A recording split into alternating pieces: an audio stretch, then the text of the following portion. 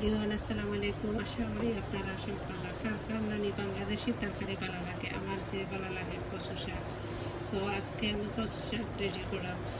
আদা রসুন আর পেঁয়াজ দিয়ে সিদ্ধ দিলাম।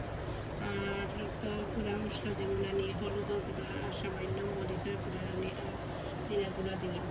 বাট আমি অত বেশি কচু রান্না পারি না, তালার মরিচ দিলাম। দেখতে পারা গুঁড়া মরিচ কেটে কেটে দিছি, হলুদ আর গুঁড়া মরিচের গুঁড়া নানি আর জিরা গুঁড়া দিয়ে নানি লইলাম। সামান্য লবণ দিলাম আন্দাজ মতো। আর ইসা দিলাম দিন আমি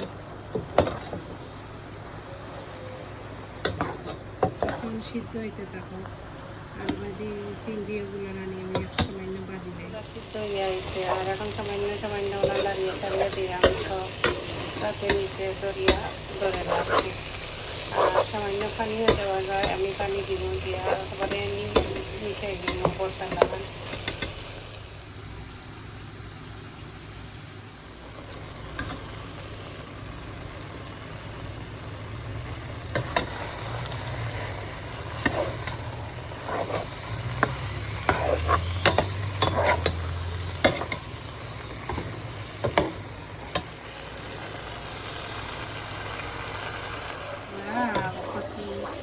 রান্না শেষ আর কিনা হচ্ছে দেখতে পারা।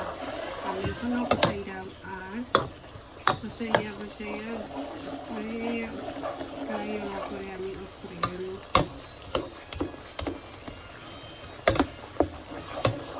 আমার যে ভালো লাগে কচু, এখন কচু হয়ে গেছে আর আমি কষাইলাম বেশি করে যাতে পানি ঢুকে যেত।